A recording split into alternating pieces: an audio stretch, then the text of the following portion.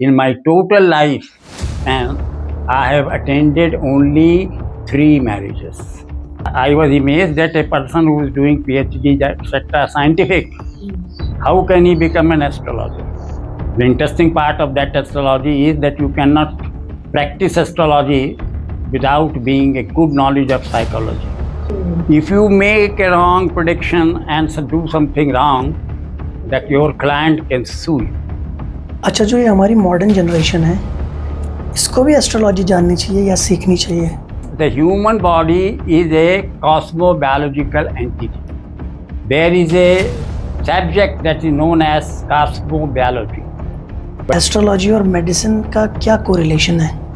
And it was the direct application of astropharmacology in medicine. He was simply a clerk. Ramanujan, UCLA California university के अंदर professor solve करते, और वहाँ पे उन्होंने एक इंस्टीट्यूट बनाया है जिसका नाम है रामानुजन मैथमेटिकल इंस्टीट्यूट। जब तक उसके अंदर से बेसिक गुलामी नहीं निकलेगी, गुलामी बहुत खतरनाक चीज़ है। हमारे रिसर्च कल्चर इतना पीछे चल रहा है, ये इतना स्लो क्यों है? इसमें हमारी यूनिवर्सिटी बहुत पुअर है। 1947 के आज़ादी के बाद हमारे देश का दुर्भाग्य है कि हमको साइंस में कोई भी नोबेल प्राइज़ नहीं मिला है। रिसर्च के लिए जो 3 चीज़ें सबसे इम्पोर्टेंट हैं, लेकिन इसमें एक कंट्री जो हमारे एशिया का है, that is Japan. The applied research with original idea is the future of Indian researchers. वो अमेरिका वालों ने ह्यूमन बॉडी की कीमत निकाली। हमारे शरीर की जो कीमत है वो 135 करोड़ रुपए है। 95 करोड़ रुपए का जो डीएनए माँ देती है। इंडिया नहीं इसलिए करता ना, गुलाम है। आपका जापानी के सब लोग इंडियन हिस्ट्री थोड़ी पढ़ते हैं, वो तो अपने देश की हिस्ट्री पढ़ते हैं। जो सबसे बड़ा तांत्रिक हुआ है ना तमोगुणी में, तो वो हमारा रावण है। रावण से बड़ा तांत्रिक कोई नहीं है। देखिए मोटिवेशन को, तो उसके अंदर ये कि empty mind is the devils workshop. You must keep in mind that you can not become what they are. You can live in Germany 100 years, but you cannot become exactly the German. No, you are second class. कोई भी देश इतना गुलाम नहीं रहा जितना India रहा। आपकी जो आने वाली जनरेशन है वो आपको उसी तरीके से ट्रीट करेगी जैसे फॉरेनर्स ट्रीट करते हैं।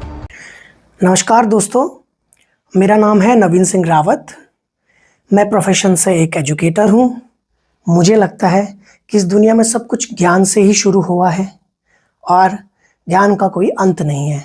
एजुकेशन के लिए सबसे ज़रूरी होता है एजुकेटर, और इस चैनल पे, इस पॉडकास्ट पे हम उन सारे एजुकेटर्स के बारे में बात करेंगे जिन्होंने समाज को बहुत कुछ दिया है, लेकिन लोग उन्हें ज़्यादा जानते नहीं हैं। एजुकेटर ना ज़्यादा पैसा कमाते हैं, ना ज़्यादा नाम बनाते हैं, और ना ही बड़ा नेटवर्क बनाते हैं।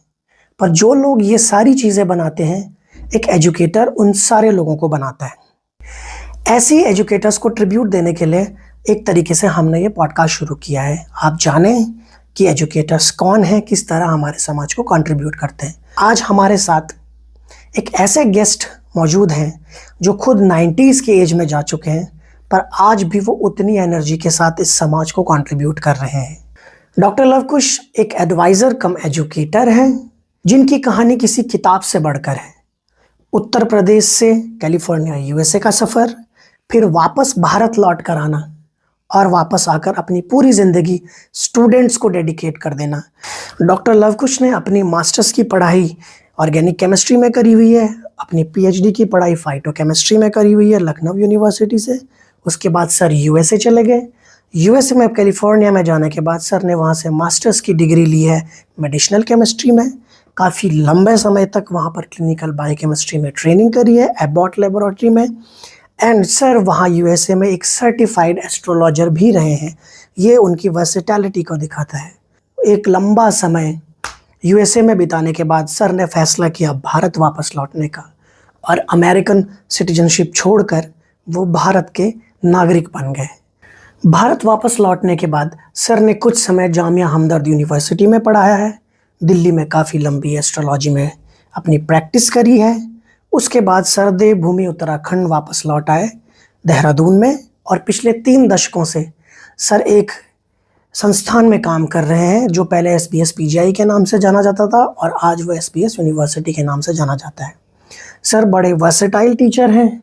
सर एम फार्मा में पढ़ाते हैं, B pharma, MPT, BPT, MLT, pharmaceutical chemistry जैसे तमाम सब्जेक्ट्स जो कि अलग अलग डोमेन के हैं, सभी जगह सर की टीचिंग है। सर अभी 90s की एज में चल रहे हैं, आज भी अनमैरिड हैं और अपनी पूरी ज़िंदगी एजुकेशन, रिसर्च और एस्ट्रोलॉजी को न्यौछावर कर रखी है और ये हमारा सौभाग्य है कि सर आज हमारे साथ यहाँ पर अवेलेबल हैं। अच्छा सर, सबसे पहले मैं आपसे ये जानना चाहता हूँ कि आप यूपी से सीधा USA कैसे गए, मतलब क्या रीज़न था इसके पीछे? मेरे जो फादर थे उनकी बहुत बड़ी इच्छा थी कि मेरा बेटा जो है मेडिसिनल केमिस्ट्री में डिग्री ले।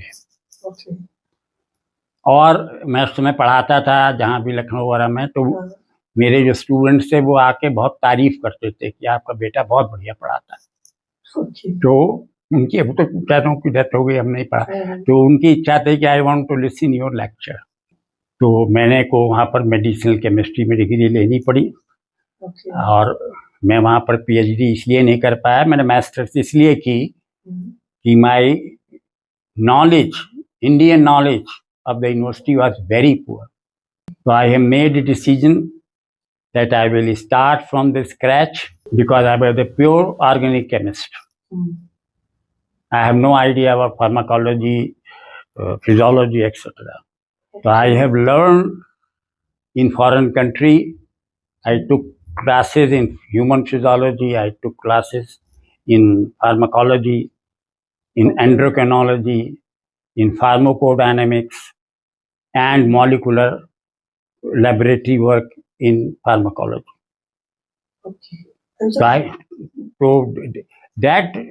So such a coursework, etc., made me very highly versatile and very knowledgeable.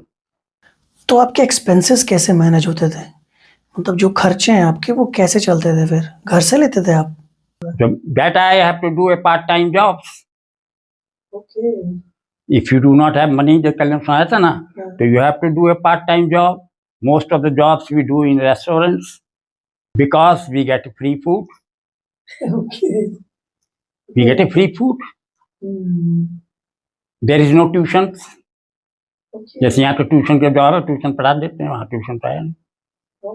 So we have to do कुछ odd jobs, and they give you a scholarship, but at that time there was only $200 per month. अच्छा sir, आप एक pure science के student रहे हैं, आपने बहुत practically clinically काम भी किया हुआ है, तो एस्ट्रोलॉजी में आपका इंटरेस्ट कैसे जनरेट हो गया, मतलब ये क्या कोरिलेट करती है क्या एस्ट्रोलॉजी, मतलब अचानक से साइंस से एस्ट्रोलॉजी में आप कैसे आ गए? देखिए, ये बहुत इंटरेस्टिंग स्टोरी है। इसमें इंटरेस्टिंग स्टोरी यह है कि when I was doing my MSc organic chemistry, I visited a person who was expert in astrology, reading horoscopes or hand, etc. So when he looked at my horoscope, etc., so he predicted that one day you will become very famous astrologer. At that time, because I was a young person and I regret that I didn't listen him, and I didn't misbehave, but I was amazed that a person who is doing PhD, etc., scientific, how can he become an astrologer? So anyway, he predicted. So when I went in USA, I have a leisure time. When I have a leisure time, in that time I do the correspondence courses in astrology.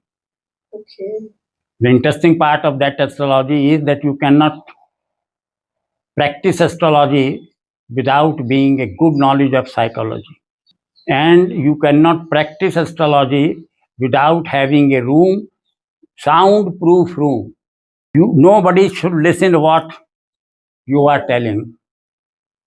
It is not like that if an astrologer goes, everybody listens. If you make a wrong prediction and do something wrong, that your client can sue you in the court. And then I respected and regretted that I didn't listen a person who told me that you will become an astrologer. Okay. I am not want to show you my ego or do not want to tell you that I am the greatest. The fact is that I came in India and I have practiced this astrology. Okay. I came in the contact of ministers, etc., MPs, with a condition that I should not become popular.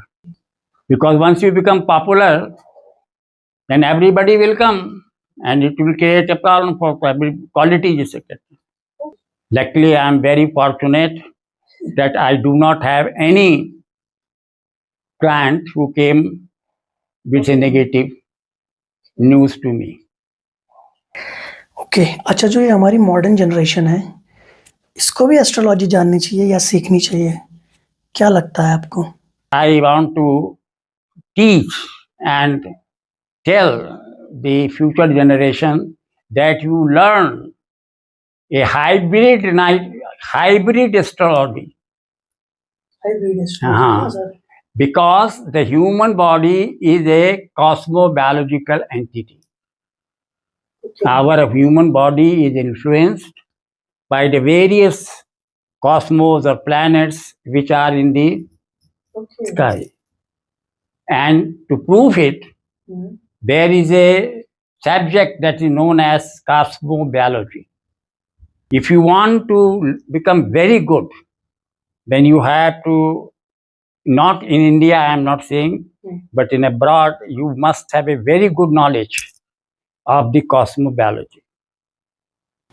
अच्छा, मैं देख रहा था कि आपका एक research paper है एस्ट्रोफार्माकोलॉजी के नाम से, तो ये क्या एंगल है? मतलब एस्ट्रोलॉजी और मेडिसिन का क्या कोरिलेशन है? Okay. There is a standard book of astropharmacology published in German. Then I bought that book, start reading it. Then I found that each element is ruled by one planet. The hydrogen element is ruled by sun. Carbon is ruled by moon.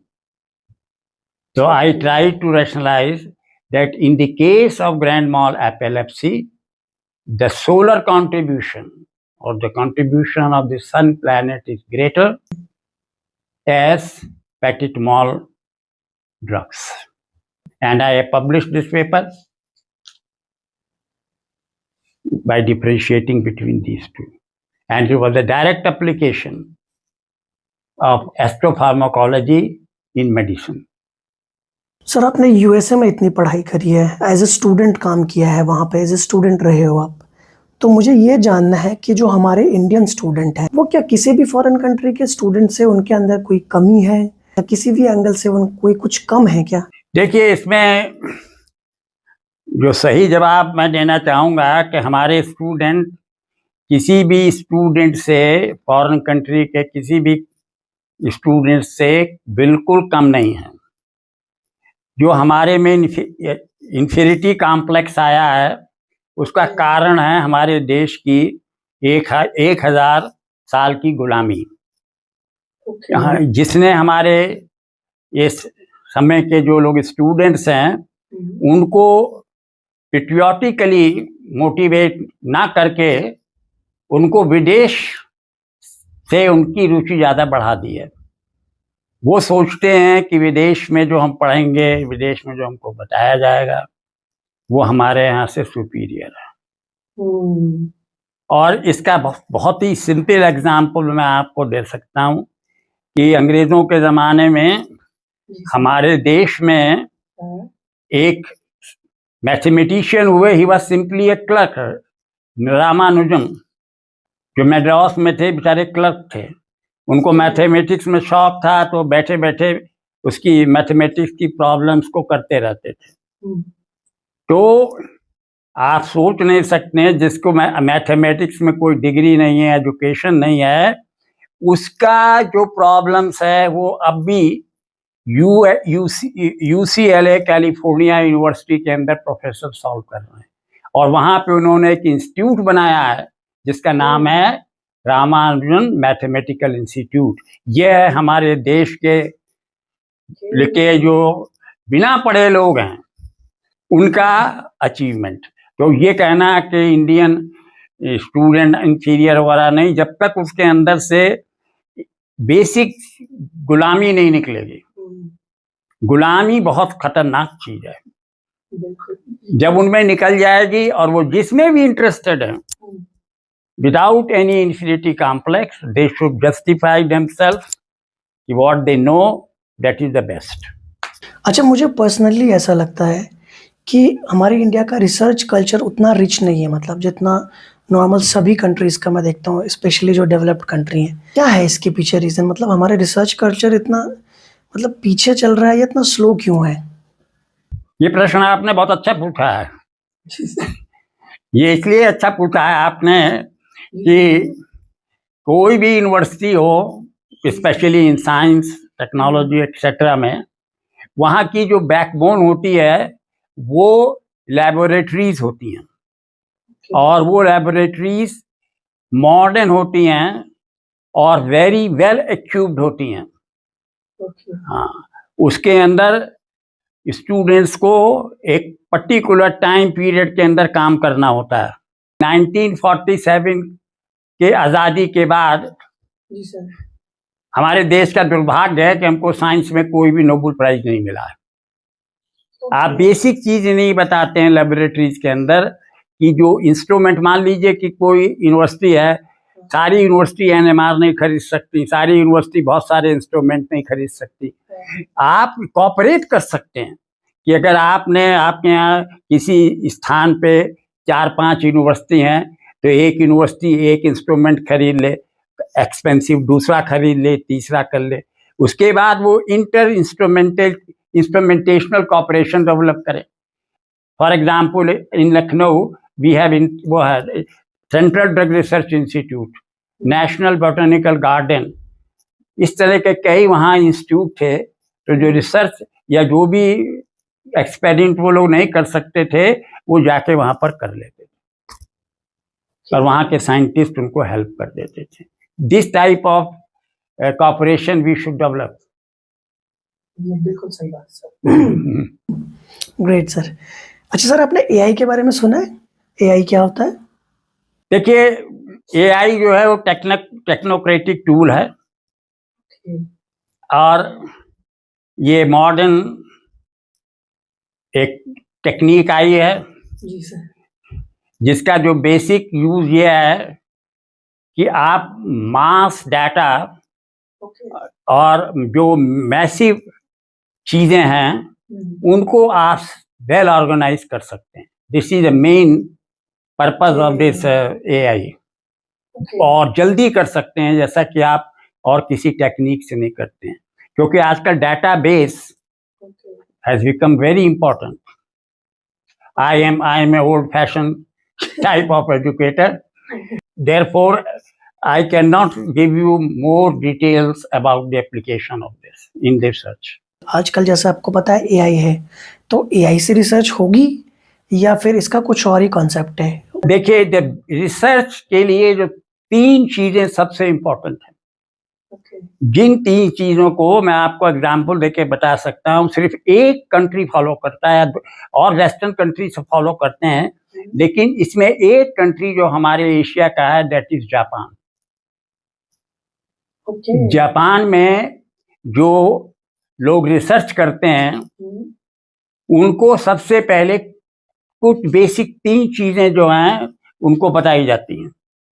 पहला कि feasible idea, जिस चीज पर आप research करने जा रहे हैं, जो आपको आइडिया आया है वो फीजिबल है कि नहीं, उसको आप कर भी सकते हैं कि नहीं कर सकते हैं, आपके पास फैसिलिटीज, लिटरेचर वगैरह सब है जिससे आप उसको कर सकते हैं कि नहीं कर सकते हैं।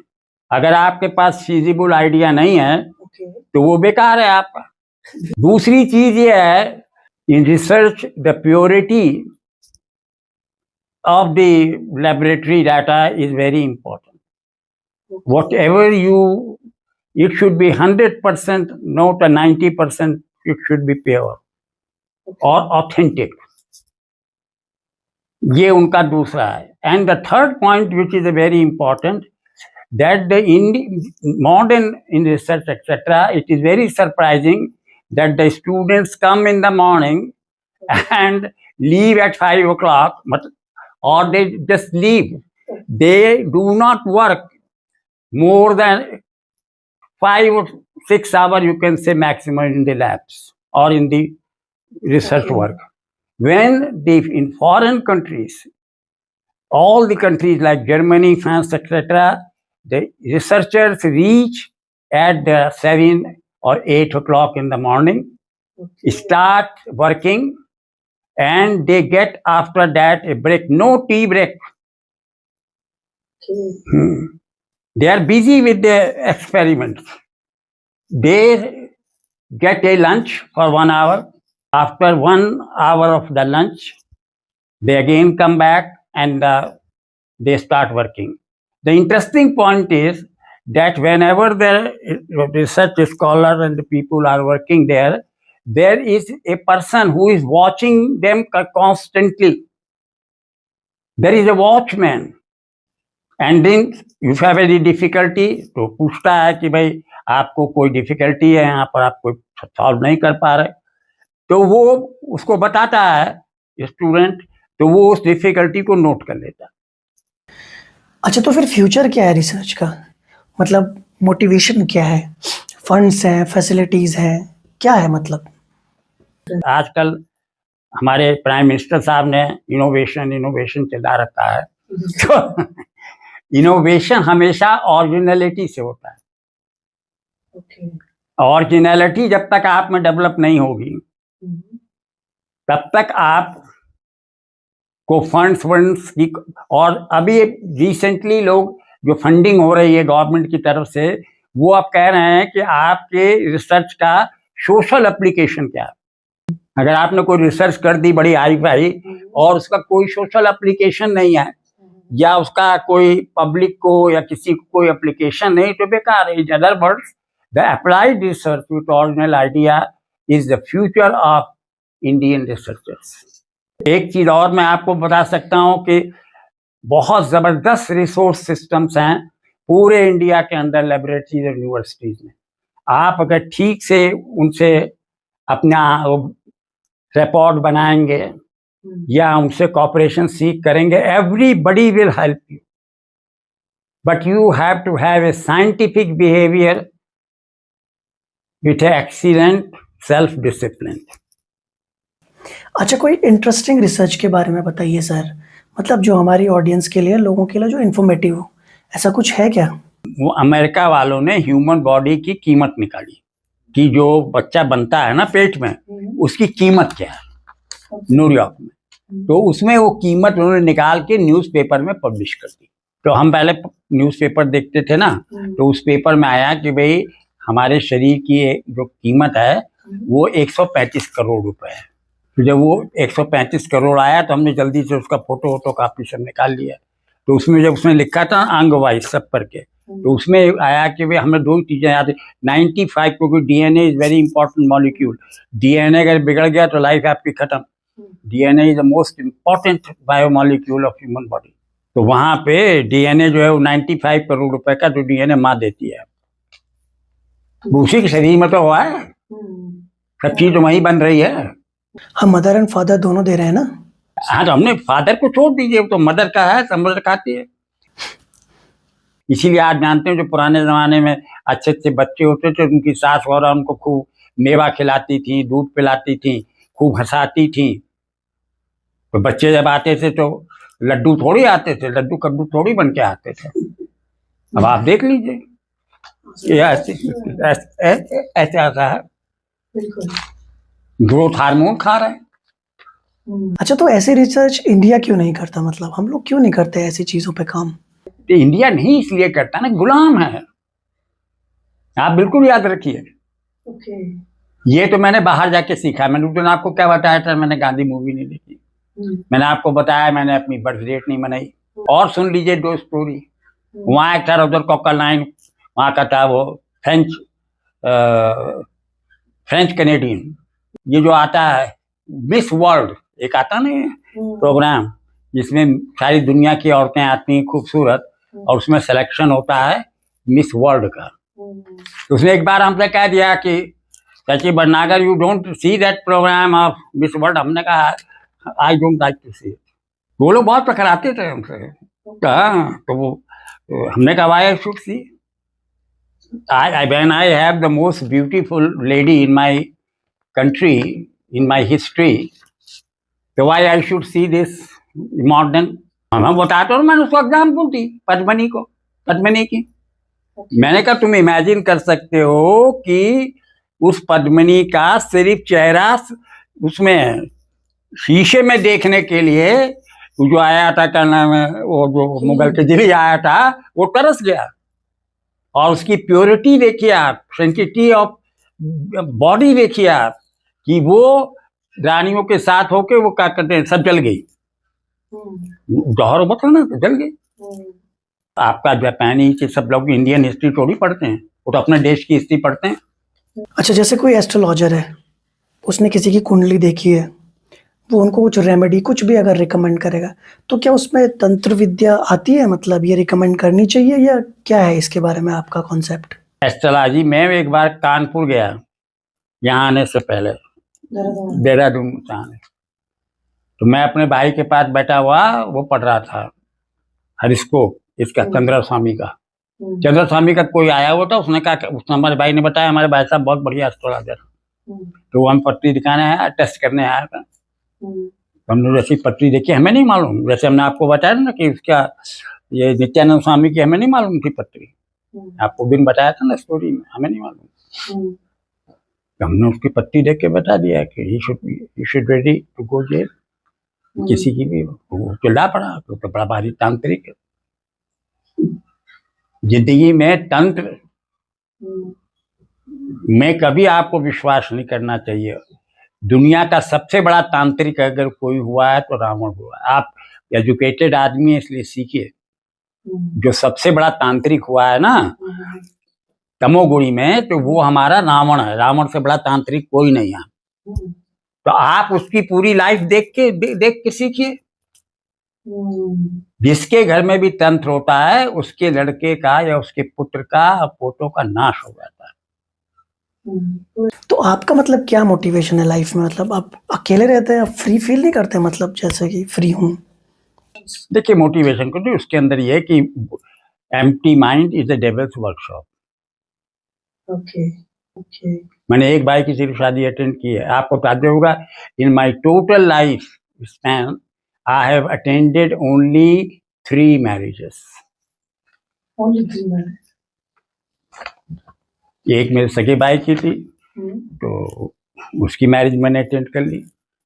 एक IAS थे नरेंद्र थे, वो IAS हो गए थे, तो उन्होंने एक उनकी मैरिज खुर्जा में हुई थी, वो मैंने अटेंड कर ली। एक अतुल नासा है जो कि वो जिसके नाम पर आप देखी, उसकी शादी मैंने चित्र विहार के अंदर अटेंड कर ली। उसके अलावा मैंने आज तक कोई शादी। सर मेरी एक चीज़ जानने की बड़ी इच्छा है, मतलब आप 90s में हैं, डिजीज़ फ्री, एकदम फिट है, तो क्या है मतलब आपका लाइफस्टाइल क्या है जो आप इस तरह बिल्कुल मेंटेन करके रख पा रहे हैं? लाइफ स्टाइल के पीछे सिर्फ 2-3 चीजें हैं। वो आपका दृढ़ विश्वास देवभूमि के गुणों में, गंगा में, गाय में और हनुमान में। अच्छा। मैं हनुमान जी की कनेक्टिविटी मैंने बना रखी है कि अगर हनुमान जी की पूजा करोगे तो ये 11वें रुद्र के अवतार हैं, कोई भी पूछ लीजिए बताएगा, वो भगवान शिव हैं। और वो भक्त किसके हैं? भगवान राम के। और भगवान राम के पूर्वजी गंगा लाए, किसी और को तो पकड़ के लाया नहीं है। हिस्टोरिकली जो गंगा उतरी है वो तो भगीरथी ने तो उतारी है, और उसको शंकर भगवान ने सर पे रखा है। तो राम और गंगा, मैंने गंगा का, अगर आपने गंगा का हाथ जोड़ना शुरू किया तो आपको कुछ करने की जरूरत ही नहीं है। भगवान राम भी आप पर खुश हो जाएंगे, शंकर दादा भी खुश हो जाएंगे। गंगा और गाय को अगर आप पकड़ लेंगे, मैं आपको गारंटी दे सकता हूँ कि आपको भगवान का दर्शन हो जाएगा। कोई मंत्र नहीं पढ़ना है, कोई पूजा नहीं करनी है, कोई पाठ नहीं करना, किसी पंडित के पास जाके लट्टू पट्टू तिलक पिलक लगाना कुछ जरूरी नहीं। क्योंकि जैसे साइंस में होता है ना कि अगर आपका रिजल्ट 0% आ जाता, 0 हो गया मतलब आपने ब्लंडर कर दी, तो वैसे ही अगर सनातन धर्म में से आप गाय को हटा देंगे और गंगा को हटा देंगे, सनातन धर्म हिंदू धर्म 0 हो जाएगा। गंगा जब आई थी यहाँ, तो हमने तो बड़ा इंटरेस्टिंग लगा। तो गंगा को चॉइस दी गई थी कि जो जिस भगीरथ से कहा कि जिस तरफ भी तुम चलोगे मैं तुम्हारे साथ में पीछे पीछे चली जाऊंगी। तो ये भी तो हो सकता था कि गंगा जो है राजस्थान की तरफ चली गई होती, गुजरात की तरफ चली गई होती, वो तो नहीं गई। नहीं, वो सिर्फ उत्तर दिशा की तरफ चली, इधर चली ना ऐसे। अभी तो कहते हैं नॉर्थ ईस्ट में आप भगवान रखिए। उत्तर दिशा सबसे पवित्र दिशा मानी जाती है हिंदू धर्म में। अगर आप उत्तर दिशा में दिशा के प्रणाम करते हैं, उत्तर दिशा बहुत, हमारे यहाँ पांडव भी जो आए सब कुछ उनको मोक्ष सब उत्तर दिशा में आते हैं। बुराई नहीं हो रही है, हम तो रैशनैलिटी से बात कर रहे हैं। अच्छा सर, मुझे एक बात और जाननी है कि जो हमारा ये यूथ है, मतलब ये यंग जनरेशन जो भी है हमारे पास, इनको आप क्या देखना चाहते हैं, इनके अंदर कैसी क्वालिटीज देखना चाहते हैं आप कि इनके अंदर क्या बिल्ड हो? They should be very highly self disciplined. Second thing is they should be well organized. They should have excellent time management. Next is that they should learn to respect their own indigenous values or their own indigenous heritage of India or Bharat. Because once you start going abroad, learning everything, you must keep in mind that you cannot become what they are. You can live in Germany 100 years, but you cannot become exactly the German. No. You are second class. Kisi country, any country. You will remain first class in your own country. Because you are भारतीय। जिस राज्य से भी आप हैं, उस राज्य की जो संस्कृति है, जो उस राज्य का कल्चर है, जो उस राज्य के परंपराएं हैं, उनको आपको बहुत रिस्पेक्ट देनी चाहिए और वहाँ के लोगों को ही आपको ज़्यादा सेवा करनी चाहिए। आप किसी जगह हिस्ट्री में उठा के देख लीजिए, कोई भी देश इतना गुलाम नहीं रहा जितना इंडिया रहा। उसका कारण सिर्फ यह है कि हमारे यहाँ जो पेट्रियोटिक वैल्यूज हैं, या जो हमारे यहाँ जिसको हम लोग कहते हैं कि जो ट्रस्ट है, वो हमारे यहाँ बहुत कम है। हमारे यहाँ ट्रेटर्स ज्यादा हैं। We believe more in foreigners. अगर बाहर की कोई चीज आ जाएगी कहीं की बनी, तो will say it is a very good quality. आप अपने यहाँ की क्वालिटी को इम्प्रूव करने की कोशिश नहीं करेंगे तो होगा ये कि जब आप अपने यहाँ की क्वालिटीज को नहीं इम्प्रूव करेंगे, अपने कल्चर को नहीं इम्प्रूव करेंगे, कुछ नहीं करेंगे, तो आपकी जो आने वाली जनरेशन है वो आपको उसी तरीके से ट्रीट करेगी जैसे फॉरेनर्स ट्रीट करते हैं। हमें अपने यहाँ जो एक कल्चर डेवलप होता जा रहा है वृद्धाश्रम, इसको हमको यंग जनरेशन को चाहिए इसको समाप्त करना। माँ बाप को अपने घर में रखना सबसे बड़ा पुण्य है, और माँ बाप के पैर छूने से जो आपको आशीर्वाद मिलेगा वो दुनिया की कोई ताकत नहीं दे सकती, भगवान भी नहीं दे सकता। सर कमाल, मतलब अच्छा लगा, बहुत बढ़िया आपके साथ। सर अगर आप अपनी तरफ से एक मैसेज देना चाहें हमारी ऑडियंस को, डॉक्टर लव कुश की कोई कोर वैल्यू जो वो सबको देना चाहें तो प्लीज़ सर। देखिए, जो भी हमें देखेंगे या व्यूअर देखेंगे, उनको तो हम एक मैसेज सिर्फ बहुत सिंपल वर्ड्स में देना ये चाहेंगे। सबसे मूल्यवान चीज जो है वो आपका चरित्र है। अगर आपने अपना चरित्र खराब कर दिया तो उससे आपका सारा मूल्य जो है घट जाता है। आपका धन फिर भी वापस आ सकता है, आपकी हेल्थ आप कुछ खराब हो जाती है तो आप उसको इम्प्रूव कर सकते हो, लेकिन अगर चरित्र एक बार चला गया तो वो वापस नहीं आ सकता। वो ऐसे ही है कि जैसे वो होता ना बर्फ का टुकड़ा, वो जब एक बार पिघल गया तो पिघल गया। तो मेरा मैसेज ये है कि आप जितना चरित्रवान बने और अपने समाज को चरित्रवान बनाइए, और अपने देश के प्रति आपको अथाह भक्ति होनी चाहिए।